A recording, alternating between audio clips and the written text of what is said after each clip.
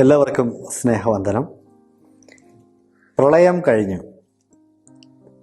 പക്ഷെ പ്രളയത്തെക്കുറിച്ചുള്ള ചർച്ചകളും സംവാദങ്ങളും അവസാനിക്കുന്നില്ല. അതുകൊണ്ട് ഈ എപ്പിസോഡിൽ ഈ പ്രളയത്തെ സംബന്ധിച്ചുള്ള വളരെ പ്രധാനപ്പെട്ട ഒരു സംവാദത്തെക്കുറിച്ച് ഒന്ന് പറയാമെന്ന് വിചാരിക്കുന്നു. പ്രളയം ഒരു തദ്ദേശീയ പ്രളയം മാത്രമായിരുന്നോ അതെയോ സാർവത്രിക പ്രളയമായിരുന്നു? അതായത് മെസൊപ്പൊട്ടേമിയ ആ പ്രദേശത്ത് മാത്രം ഒതുങ്ങി നിന്ന ഒരു വെള്ളപ്പൊക്കമായിരുന്നോ, അതോ ബൈബിൾ പറയുന്നത് പോലെ സകല ഭൂമിയെയും മൂടിയ ഒരു പ്രളയമായിരുന്നോ? ഇതൊരു ചർച്ചാ വിഷയമാണ്. ഈ പ്രളയം ഒരു ലോക്കൽ പ്രളയമായിരുന്നു, ലോക്കൽ ഫ്ലഡ് ആയിരുന്നു എന്ന് പറയുന്ന ആളുകളുണ്ട്, അല്ല യൂണിവേഴ്സൽ ഫ്ലഡ് ആയിരുന്നു എന്ന് ചിന്തിക്കുന്നവരുമുണ്ട്. ദൈവത്തിൻ്റെ വചനം പറയുന്നത് ഇതൊരു യൂണിവേഴ്സൽ ഫ്ലഡ് ആയിരുന്നു, ലോകത്തിലെല്ലായിടത്തും ഉണ്ടായ ഒരു പ്രളയമായിരുന്നു എന്നാണ്. ബൈബിളിനെ ദൈവവചനമായി അംഗീകരിക്കുന്ന, ബൈബിൾ വിശ്വസിക്കുന്ന ആർക്കും ആ വിഷയത്തിലൊരു എതിരഭിപ്രായം ഉണ്ടാകേണ്ട ആവശ്യമില്ല. ബൈബിളിലെ ഈ ഉൽപ്പത്തി പുസ്തകത്തിൽ മാത്രമല്ല ഈ പ്രളയത്തെക്കുറിച്ച് പറയുന്നത്, യെശയ്യാവിൻ്റെ പുസ്തകത്തിലുണ്ട്, പുതിയ നിയമത്തിൽ വരുമ്പോൾ കർത്താവ് പറഞ്ഞിട്ടുണ്ട്, അപ്പോസ്തലന്മാർ അതിനെക്കുറിച്ച് പറഞ്ഞിട്ടുണ്ട്. അങ്ങനെ ബൈബിളിൽ ധാരാളം ഭാഗത്ത് പരാമർശിച്ചിട്ടുള്ള ഒരു സംഭവമാണ് ഈ നോഹയുടെ പ്രളയം എന്നത്. അതുകൊണ്ട് തന്നെ ബൈബിൾ വിശ്വസിക്കുന്നവർക്ക് ഈ പ്രളയത്തെ സംബന്ധിച്ചുള്ള ബൈബിളിലെ വിവരണങ്ങൾ സത്യമാണെന്ന് അംഗീകരിക്കാനായിട്ട് ബുദ്ധിമുട്ടില്ല. പക്ഷെ ലോകത്തിലെല്ലാവരും അങ്ങനെയല്ല. നിരീശ്വരവാദികളുണ്ട്, യുക്തിവാദികളുണ്ട്, അവരുടെയൊക്കെ ചിന്താഗതികൾ വ്യത്യസ്തമാണ്. അപ്പോൾ ചില ആളുകൾ അതിനെക്കുറിച്ച് പറയുന്നത് ഇങ്ങനെയാണ്: നോഹ ഈ പെട്ടകത്തിൻ്റെ ഉള്ളിൽ നിന്ന് നോക്കിയപ്പോൾ കണ്ട കാഴ്ച കണ്ണെത്താവുന്ന ദൂരം മുഴുവൻ വെള്ളത്താൽ മൂടപ്പെട്ട് കിടക്കുന്നു, അതുകൊണ്ട് ലോകം മുഴുവനും ഈ വെള്ളം നിറഞ്ഞിരിക്കുന്നു എന്ന് നോഹ ചിന്തിച്ചു. നോഹ അതാണ് കണ്ടത്. ആ നോഹയുടെ കാഴ്ചപ്പാടിൽ നിന്നുകൊണ്ടാണ് മോശ ഇത് എഴുതുവാനായിട്ട് ഇടയായി തീർന്നത്. അതുകൊണ്ടാണ് ഇത് സകല ഭൂമിയിലും ഉണ്ടായ ഒരു പ്രളയമായി കണക്കാക്കപ്പെടുന്നത്. അല്ലാതെ വാസ്തവത്തിൽ ഇത് അങ്ങനെ ആയിരുന്നില്ല എന്ന് വിമർശകർ പറയാറുണ്ട്. നമുക്ക് ഈ ഒരു എപ്പിസോഡിൽ ഈ പ്രളയം ഒരു സാർവത്രിക പ്രളയമായിരുന്നു എന്നതിനുള്ള 10 തെളിവുകൾ വേഗത്തിൽ പറഞ്ഞ് മുമ്പോട്ട് പോകാം എന്ന് വിചാരിക്കുകയാണ്. ഒരുപക്ഷെ ഈ വിഷയത്തെക്കുറിച്ച് കൂടുതൽ പഠിക്കുന്നവർക്ക് അത് പ്രയോജനമായി തീരും. ഇങ്ങനെയുള്ള ചോദ്യങ്ങൾ വരുമ്പോൾ അതിൻ്റെ മറുന്യായം പറയാനായിട്ട് നമുക്ക് ധാരാളം കാര്യങ്ങളുണ്ട് എന്ന ഒരു അറിവ് എങ്കിലും നമുക്ക് ഉണ്ടായിരിക്കേണ്ടത് ആവശ്യമാണ്. ദൈവവചനം സംബന്ധിച്ചുള്ള നമ്മുടെ കോൺഫിഡൻസ് വർദ്ധിക്കുവാനും അത് ഇടയായി തീരും. ബൈബിളിലെ പ്രളയം, നോഹയുടെ പ്രളയം, സർവ്വഭൂമിയെയും ബാധിച്ച ഒരു പ്രളയമായിരുന്നു എന്നതിന് ഒന്നാമത്തെ തെളിവ് ദൈവവചനത്തിൻ്റെ സാക്ഷ്യമാണ്. ഞാൻ ആദ്യമേ സൂചിപ്പിച്ചതുപോലെ ഈ വാക്യങ്ങളിൽ നമ്മൾ വായിച്ച 8-ാം അധ്യായത്തിൻ്റെ 17-ാം വാക്യം, ഭൂമിയിലുള്ളതൊക്കെയും നശിച്ചു പോകുമെന്നാണ് ദൈവത്തിൻ്റെ പ്രഖ്യാപനം. 8-ന്റെ 23 ഭൂമിയിലുള്ള സകല ജീവജാലങ്ങളും എന്നാണ്. ഭൂമിയെ മുഴുവനും മൂടിയ ഒരു പ്രളയമായിട്ടാണ് ഈ പ്രളയത്തിൻ്റെ വിവരണത്തിൽ തന്നെ മോശ എഴുതി വച്ചിരിക്കുന്നത്. തീർച്ചയായിട്ടും ദൈവത്തിൻ്റെ പരിശുദ്ധാത്മാവിനാൽ ഇൻസ്പയർഡ് ആയിട്ടാണ് ഈ എഴുത്തുകാർ ഇതൊക്കെ എഴുതിയത് എന്നുള്ള കാര്യം നമുക്കറിയാം. കർത്താവായ യേശുക്രിസ്തുവിൻ്റെ പഠിപ്പിക്കലുകളും ഈ പ്രളയത്തിൽ എല്ലാവരും നശിച്ചുപോയി എന്ന് തന്നെയാണ്. മത്തായിയുടെ സുവിശേഷം 24-ാം അധ്യായം അതിൻ്റെ 38-ാമത്തെ വാക്യത്തിൽ നോഹയുടെ പ്രളയത്തെക്കുറിച്ചും പെട്ടകത്തെക്കുറിച്ചും ഒക്കെ പറയുന്നുണ്ട്. പിന്നീട് എല്ലാവരും നശിച്ചുപോയി, എല്ലാവരെയും നീക്കിക്കളഞ്ഞു എന്നാണ് കർത്താവ് അവിടെ പറഞ്ഞിരിക്കുന്നത്. പത്രോസിൻ്റെ 2-ാമത്തെ ലേഖനം 3-ാം അധ്യായത്തിൻ്റെ 6-ാമത്തെ വചനത്തിൽ അപ്പോസ്തലൻ ഇങ്ങനെ രേഖപ്പെടുത്തിയിരിക്കുന്നു: ഈ സർവ്വഭൂമിയെ നശിപ്പിക്കുന്ന ഒരു പ്രളയം ഇനി ഉണ്ടാവുകയില്ല, മറിച്ച് ഈ ഭൂമിയെ ദൈവം അഗ്നിക്കായിട്ട് സൂക്ഷിച്ചിരിക്കുന്നു. ഈ ഭൂമിക്ക് വരുന്ന അടുത്ത ന്യായവിധിയെക്കുറിച്ച് പറയുമ്പോൾ നോഹയുടെ കാലത്തെ പ്രളയം പോലെ ആവുകയില്ല, എല്ലാവരെയും ഈ പ്രളയം നശിപ്പിക്കുകയില്ല എന്ന് പത്രോസ് അവിടെ പറയുന്നുണ്ട്. ഇതൊക്കെ ദൈവവചനത്തിൻ്റെ സാക്ഷ്യങ്ങളാണ്. നമുക്കത് വിശ്വസിക്കാവുന്ന കാര്യങ്ങളേ ഉള്ളൂ. ഇനി ഇതും വിശ്വസിക്കാത്ത ആളുകളെ സംബന്ധിച്ച് പറഞ്ഞാൽ യുക്തിസഹമായ, നമ്മുടെ യുക്തിക്ക് നിരക്കുന്ന വേറെയും ഒത്തിരി കാരണങ്ങൾ നമുക്ക് പറയാനായിട്ട് സാധിക്കും.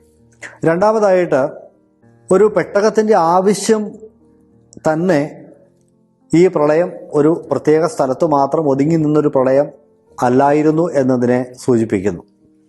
ഒരു പ്രത്യേക സ്ഥലത്ത് മാത്രമാണ് ദൈവം പ്രളയം വരുത്താൻ ഉദ്ദേശിച്ചതെങ്കിൽ അവിടെയുള്ള ആളുകളോട് മറ്റേതെങ്കിലും സ്ഥലത്തേക്ക് മാറിപ്പോകാനായിട്ട് പറഞ്ഞാൽ മതിയായിരുന്നു. ഉദാഹരണമായിട്ട് സോദോം ഗൊമോറ എന്ന പട്ടണങ്ങളെ നശിപ്പിക്കുവാനായിട്ട് ദൈവം തീരുമാനിച്ചപ്പോൾ ലോത്തിനോടും കുടുംബത്തോടും അടുത്തുള്ള ഒരു കുന്നിലേക്ക്, അടുത്തുള്ള ഒരു മലയിലേക്ക് ഓടി പോയി രക്ഷപ്പെടാനായിട്ട് ദൈവം പറയുകയാണ്. കാരണം അത് ആ പട്ടണങ്ങളെ മാത്രം ബാധിക്കുന്ന ഒരു ന്യായവിധിയായിരുന്നു. അതുകൊണ്ട് മറ്റ് സ്ഥലങ്ങളിലേക്ക് ഓടി രക്ഷപ്പെടാനായിട്ടുള്ള അവസരം ലോത്തിൻ്റെ കുടുംബത്തിനും ഉണ്ടായിരുന്നു. അതേപോലെ ചെയ്താൽ മതിയായിരുന്നു, ഒരു പെട്ടകം ഉണ്ടാക്കേണ്ട ആവശ്യം ഇല്ലായിരുന്നു. മൂന്നാമത്, ഈ പെട്ടകത്തിൻ്റെ വലിപ്പം ഒരു സാർവത്രിക പ്രളയത്തെ അനിവാര്യമാക്കി തീർക്കുന്നതാണ്. കാരണം ഈ മെസപ്പൊട്ടോമിയയിലുള്ള ജീവികളെ മാത്രം കയറ്റിയാൽ മതിയായിരുന്നെങ്കിൽ, പ്രളയം അവിടെ മാത്രം ഒതുങ്ങി നിന്ന ഒന്നായിരുന്നെങ്കിൽ ഇത്രയും വലിയ ഒരു പെട്ടകം ഉണ്ടാക്കേണ്ട ആവശ്യമില്ലായിരുന്നു. സകല ജീവജാലങ്ങളെയും അതിൽ കയറ്റേണ്ട ആവശ്യമില്ലായിരുന്നു. അപ്പോൾ ഈ പെട്ടകത്തിൻ്റെ ഈ ഭീമാകാരമായ വലിപ്പം തന്നെ സൂചിപ്പിക്കുന്നത് ലോകത്തെ മുഴുവനും ബാധിച്ച ഒരു പ്രളയമായിരുന്നു എന്നാണ്. നാലാമത്, ഈ പെട്ടകത്തിൽ പക്ഷികളെ കയറ്റേണ്ട കാര്യമില്ലായിരുന്നു. മൃഗങ്ങളെ കുറച്ച് കയറ്റിയാൽ മതിയായിരുന്നു. പക്ഷികൾക്ക് മറ്റു സ്ഥലങ്ങളിലേക്ക് പറന്നു പോകാനായിട്ടുള്ള എല്ലാവിധ സംവിധാനങ്ങളും ഉണ്ട്. അപ്പോൾ അതുകൊണ്ട് ഒരു സ്ഥലത്ത് പ്രളയം ഉണ്ടായതുകൊണ്ട് പക്ഷികൾ മുഴുവനും നശിച്ചു പോകുന്ന ഒരവസ്ഥ ഒരിക്കലും ഉണ്ടാവുകയില്ല. അപ്പോൾ പക്ഷികളെയും ദൈവം ഈ പെട്ടകത്തിൽ കയറ്റാനായിട്ട് പറഞ്ഞു. പക്ഷികളെയും കയറ്റി. അതിൻ്റെ അർത്ഥം ഇതൊരു സാർവലൗകിക പ്രളയമായിരുന്നു എന്നാണ്. അഞ്ചാമത്തെ ന്യായം, ഭൂമിയിലെ പർവ്വതങ്ങളെല്ലാം മൂടിപ്പോയി എന്നുള്ളതാണ്. 150 ദിവസം തുടർച്ചയായി വെള്ളം ഉയർന്നുകൊണ്ടിരുന്നു. ചില ദിവസങ്ങൾ മാത്രം മഴ പെയ്താൽ നമുക്കറിയാം, നമ്മുടെയൊക്കെ അടുത്തുള്ള തോടുകളും പുഴകളും ഒക്കെ വെള്ളം ഉയർന്ന് ചില ദിവസങ്ങൾ മഴ നീണ്ടു നിന്നാൽ എത്ര വലിയ പ്രളയമായിട്ടത് മാറും എന്നുള്ള കാഴ്ച മലയാളികളായ നമ്മൾ കണ്ടതാണ്. അപ്പോൾ 150 ദിവസങ്ങൾ തുടർച്ചയായി വെള്ളം ഉയർന്നാൽ ആ വെള്ളത്തിൻ്റെ ഉയർച്ച അല്ലെങ്കിൽ ആ പ്രളയത്തിൻ്റെ വലിപ്പത്തെക്കുറിച്ച് നമുക്ക് ഒരുപക്ഷെ ഊഹിക്കാവുന്നതിലും അപ്പുറത്തായിരിക്കുമെന്ന് ചിന്തിക്കാം. ബൈബിൾ പറയുന്നത് അങ്ങനെയാണ്. ഏറ്റവും ഉയരമുള്ള പർവ്വതത്തിൻ്റെ മുകൾ ഭാഗം വരെ വെള്ളത്തിനടിയിലായി പോയ ഒരു പ്രളയമെന്നാണ്. അങ്ങനെ ഒരു പ്രളയം ഉണ്ടാകണമെങ്കിൽ അത് ലോക്കലാകാൻ സാധിക്കുകയില്ല, അതൊരു സാർവലൗകിക പ്രളയമാകാനേ സാധിക്കുകയുള്ളൂ. ആറാമത്തെ ന്യായം, ഉൽപ്പത്തി പുസ്തകം 9:15 ദൈവം പറയുന്നുണ്ട്, സർവ്വഭൂമിയെയും നശിപ്പിക്കുവാൻ വെള്ളം ഇനി പ്രളയമായി മാറുകയില്ല എന്ന ഉടമ്പടി അവിടെയുണ്ട്. ഈ പ്രളയത്തിന് ശേഷമാണ് ദൈവ ഉടമ്പടി സ്ഥാപിക്കുന്നത് നമുക്കറിയാം. പക്ഷേ ലോകത്തിൻ്റെ ചരിത്രം പരിശോധിച്ചാൽ അതിനുശേഷം എത്രയോ സ്ഥലത്ത് പ്രളയം ഉണ്ടായിട്ടുണ്ട്, എത്രയോ സ്ഥലത്ത് വെള്ളം പൊങ്ങി മനുഷ്യർ മരിച്ചിട്ടുണ്ട്. ആ പ്രളയങ്ങളൊക്കെ ലോക്കൽ പ്രളയങ്ങളായിരുന്നു, തദ്ദേശീയവുമായി ഒതുങ്ങി നിന്ന പ്രളയങ്ങളായിരുന്നു. അപ്പോൾ ദൈവത്തിൻ്റെ ഉടമ്പടി ലംഘിക്കപ്പെട്ടു, അല്ലെ ദൈവത്തിൻ്റെ വാക്കുകൾ തെറ്റിപ്പോയി എന്ന് പറയേണ്ടി വരും. തദ്ദേശീയമായിട്ടൊരു പ്രളയം ഇനി ഉണ്ടാവുകയില്ല എന്നാണ് ദൈവം പറഞ്ഞിരുന്നതെങ്കിൽ എത്രയോ തവണ അനേക സ്ഥലങ്ങളിൽ പ്രളയം ഉണ്ടായിരിക്കുന്നു. അപ്പോൾ ദൈവത്തിൻ്റെ ആ വാക്കുകൾ ശരിയാകണമെങ്കിൽ ഇതൊരു തദ്ദേശീയ പ്രളയമായിരിക്കാനായിട്ട് സാധിക്കുകയില്ല. ഏഴാമത്തെ ന്യായം, പ്രളയത്തിന് ശേഷം ലോകത്തിൽ വ്യത്യസ്ത ജനവിഭാഗങ്ങൾ ഉണ്ടാകുന്നതിനെക്കുറിച്ച് പറയുന്നു. ഈ ജനവിഭാഗങ്ങളെല്ലാം നോഹയുടെ 3 മക്കളുടെ പിന്തുടർച്ചക്കാരാണ്, അവരിൽ നിന്ന് ഉത്ഭവിച്ച ജനങ്ങളാണ്. നോഹയുമായി ബന്ധമില്ലാത്ത, നോഹയുടെ ഈ 3 മക്കളുമായി ബന്ധമില്ലാത്ത ഒരു ജനവിഭാഗവും ലോകത്തിലില്ല എന്ന് നമുക്ക് പറയാം. ഉൽപ്പത്തി 10-ാം അധ്യായത്തിലെ വിവരണം നമുക്ക് അത് വ്യക്തമാക്കി തരുന്നൊരു കാര്യമാണ്. ഈ 3 മക്കളിലൂടെ ഉത്ഭവിച്ച ജനങ്ങളും പിന്നീട് ജനവിഭാഗങ്ങൾ തമ്മിൽ കൂടിച്ചേർന്നുമൊക്കെ ഉണ്ടായ മനുഷ്യവർഗമാണ്, മനുഷ്യ സമൂഹമാണ് ഈ ലോകത്തിൽ ഉള്ളത്. ഇന്ന് ലോകത്തിലുള്ള ഏത് ജനവിഭാഗത്തെയും നോഹയുടെ 3 മക്കളായ ശേം, ഹാം, യാഫേത്ത് ഈ 3 പേരോട് ബന്ധിപ്പിക്കാൻ സാധിക്കുമെന്നുള്ളത് ഗവേഷണങ്ങൾ തെളിയിച്ചിട്ടുള്ള വസ്തുതകളാണ്.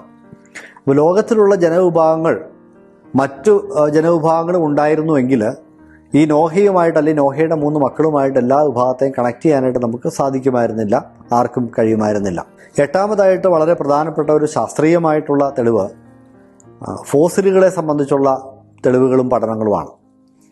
നമുക്കറിയാം, ഫോസിൽ എന്ന് പറഞ്ഞാൽ മൃഗങ്ങളുടെ ആയിക്കോട്ടെ മറ്റ് പലതിൻ്റെ ആയിക്കോട്ടെ അതിവേഗത്തിൽ മണ്ണിനടിയിൽ കുഴിച്ച് മൂടപ്പെടുകയും വലിയ സമ്മർദ്ദത്തിൽ കിടന്ന് അതുൾപ്പെടുന്ന ആ ഭാഗം മുഴുവനും പാറയായി കല്ലായി രൂപാന്തരപ്പെടുകയൊക്കെ ചെയ്യുമ്പോഴാണ് ഈ ഫോസിലുകൾ ഉണ്ടാകുന്നതായിട്ട് നമ്മൾ കാണുന്നത്. ഇത്തരത്തിലുള്ള ഫോസിലുകളെ കുറിച്ചുള്ള പഠനങ്ങൾ തെളിയിക്കുന്നത് ഈ പ്രളയത്തിൻ്റെ ഒരു സാർവലൗകിക പ്രകൃതത്തെക്കുറിച്ചാണ്. അതിന് കാരണം എന്ന് പറഞ്ഞാൽ, മലമുകളിൽ കാണപ്പെടുന്ന മറൈൻ ഫോസിൽസ് ഉണ്ട്, അതായത് സമുദ്രജീവികളുടെ ഇത്തരത്തിലുള്ള ഫോസിലുകൾ മലമുകളിൽ കണ്ടെത്തിയിട്ടുള്ള ധാരാളം സന്ദർഭങ്ങൾ ലോകത്തിലുണ്ട്.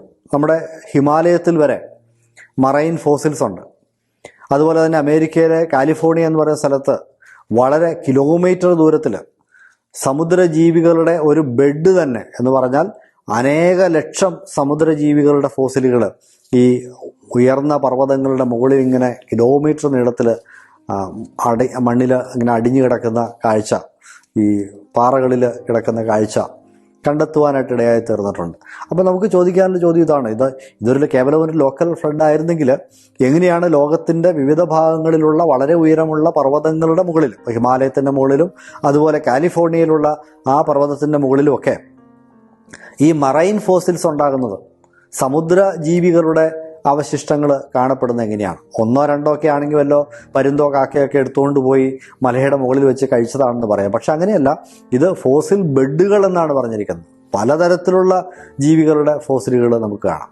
9ാമതായിട്ട് ഈ പാറകൾ രൂപപ്പെടുന്നത് സംബന്ധിച്ചുള്ള പഠനങ്ങൾ നോക്കുമ്പോൾ ഈ പല പാറകളുടെയും അടുക്കുകൾ നമ്മൾ പരിശോധിക്കുമ്പോൾ വെള്ളം ഇങ്ങനെ നിന്ന് ഇറങ്ങിപ്പോയതുപോലെയുള്ള ഒരു പാടുകളാണ് കാണുന്നത്. അപ്പോൾ അത്തരത്തിലുള്ള പാടുകളെ റിപ്പിൾ മാർക്സ് എന്ന് പറയാറുണ്ട്. വെള്ളത്തിൻ്റെ ഓളം ഇങ്ങനെ നിന്ന് ഓളം അടിച്ചടിച്ച് ഇങ്ങനെ പയ്യെ ഇറങ്ങിപ്പോകുന്ന ഒരു രീതി. അപ്പോൾ ഇങ്ങനെ തട്ടുകളായിട്ട് കാണപ്പെടും. അപ്പോൾ അങ്ങനെയുള്ള റിപ്പിൾ മാർക്സ് സൂചിപ്പിക്കുന്നത് ഒരു വലിയ പ്രളയം ലോകത്തിലുണ്ടായി എന്ന് തന്നെയാണ് എന്ന് അതിനെക്കുറിച്ച് പഠനം നടത്തിയിട്ടുള്ള ആളുകൾ സാക്ഷ്യപ്പെടുത്തുന്നു. 10ാമതായിട്ട് ഒരു കാരണം കൂടി പറഞ്ഞ് അവസാനിപ്പിക്കട്ടെ. ലോകത്തിലെ പുരാതന ഇതിഹാസങ്ങളിലൊക്കെ അല്ലെങ്കിൽ പുരാതന സംസ്കാരങ്ങളിലൊക്കെ ഒരു മഹാപ്രളയത്തെക്കുറിച്ചുള്ള കഥയുണ്ട് എന്നതാണ്. ഇന്ത്യയിൽ ഭാരതീയ പുരാണങ്ങളിൽ വലിയ പ്രളയത്തെക്കുറിച്ചുള്ള കഥകളുണ്ട്. ഈജിപ്ഷ്യൻ പുരാണങ്ങളിലുണ്ട്. അതുപോലെ തന്നെ ഗ്രീക്ക് പുരാണങ്ങളിലുണ്ട്. ഇനി മെസപ്പൊട്ടോമിയൻ പുരാണങ്ങളിൽ അതിലേറ്റവും പ്രസിദ്ധമായിട്ടുള്ള ഒരു പുരാണമാണ് എപ്പിക് ഓഫ് ഗിൽഗമേഷ്. ഗിൽഗമേഷിൻ്റെ ഇതിഹാസത്തിൽ ഒക്കെ ഇങ്ങനൊരു മഹാപ്രളയം ഉണ്ടായതിനെക്കുറിച്ചും അതുപോലെ തന്നെ അവിടെ നിന്നൊക്കെ കണ്ടെടുത്തിട്ടുള്ള ചില വസ്തുക്കളിലൊക്കെ ഈ ഒരു വള്ളം, ഒരു പെട്ടകമുണ്ടാക്കിയിട്ട് അതിനകത്ത് മനുഷ്യൻ രക്ഷപ്പെടുന്നതിനെക്കുറിച്ചുള്ള ചിത്രങ്ങളുമൊക്കെ ഉണ്ട്. അപ്പോൾ ഇതൊക്കെ സൂചിപ്പിക്കുന്നത് എന്താണെന്ന് ചോദിച്ചാൽ, മനുഷ്യവർഗത്തിൻ്റെ ഓർമ്മയിൽ, മനുഷ്യവർഗത്തിൻ്റെ പൈതൃകത്തിൽ ഇതുപോലെയുള്ള ഒരു മഹാപ്രളയത്തെക്കുറിച്ചുള്ള ഓർമ്മകൾ കിടപ്പുണ്ട്. ആ ഓർമ്മകളിൽ നിന്നാണ് ഇത്തരത്തിലുള്ള വിവിധ ഇതിഹാസങ്ങളിൽ പ്രളയത്തെക്കുറിച്ചുള്ള പരാമർശങ്ങൾ ഉണ്ടായിരിക്കുന്നത്. അപ്പോൾ ചില ആളുകൾ പറയാറുണ്ട്, ബൈബിളിലെ പ്രളയത്തിൻ്റെ കഥയൊക്കെ മറ്റ് ഇതിഹാസങ്ങളിൽ നിന്ന് കോപ്പിയടിച്ചതാണെന്ന് പറയാറുണ്ട്. അത് ഇത്തരത്തിൽ ഒരു തെറ്റായ നിഗമനത്തിൽ എത്തുന്നതുകൊണ്ടാണ്. ഈ ഡേറ്റയെ എങ്ങനെ ഇൻ്റർപ്രറ്റ് ചെയ്യുന്നു എന്നുള്ളത് വളരെ പ്രധാനപ്പെട്ട കാര്യമാണ്. എല്ലാ ഇതിഹാസങ്ങളിലും ഒരു പ്രളയത്തെക്കുറിച്ചുള്ള കഥയുണ്ട്. അതുകൊണ്ട് അവിടെ നിന്ന് ബൈബിൾ കോപ്പിയടിച്ചതാണ് എന്ന് പറയുന്നത് തികച്ചും അസംബന്ധമായിട്ടുള്ളൊരു കാര്യമാണ്. എന്നാൽ ഇങ്ങനെ ചിന്തിക്കാനായിട്ടും കൂടെ കഴിയുമെന്നുള്ള കാര്യം നമ്മൾ ഓർക്കണം. എല്ലാ മനുഷ്യരും അവരുടെ പൈതൃക സമ്പത്തായി സൂക്ഷിക്കുന്ന ഓർമ്മകളുടെ കൂട്ടത്തിൽ ഈ ഒരു വലിയ പ്രളയത്തെക്കുറിച്ചുള്ള ഭീതിപ്പെടുത്തുന്ന ഓർമ്മകളുണ്ട്. അല്ലെങ്കിൽ ആ പ്രളയത്തിലൂടെ തങ്ങളുടെ പിതാമഹന്മാർ രക്ഷപ്പെട്ട ഒരു ഓർമ്മ ആ പൈതൃകമായിട്ട് മനുഷ്യവർഗത്തിൻ്റെ ഉള്ളിലുണ്ട്. എല്ലാ ജനവിഭാഗങ്ങളുടെ ഉള്ളിലും ആ സംഭവം ഉണ്ട് എന്നതാണ് അതിന് കാരണം എന്ന് നമുക്ക് ചിന്തിക്കാനായിട്ട് സാധിക്കും. അതുകൊണ്ട് പ്രളയത്തെക്കുറിച്ച് ബൈബിൾ പറയുന്ന ഈ പ്രളയത്തെക്കുറിച്ചുള്ള വിവരണം അതൊരു തദ്ദേശീയമായ പ്രളയമായിരുന്നില്ല, സാർവലൗകികമായ ഒരു പ്രളയമായിരുന്നു എന്നതിന് ധാരാളം ന്യായങ്ങൾ നമുക്ക് പറയാനായിട്ട് ഉണ്ട് എന്ന് നമുക്ക് മനസ്സിലാക്കാം. ഈ പഠനവും നമുക്ക് എല്ലാവർക്കും അനുഗ്രഹത്തിന് കാരണമായി തീരട്ടെ. ദൈവം നമ്മളെല്ലാവരെയും സഹായിക്കട്ടെ.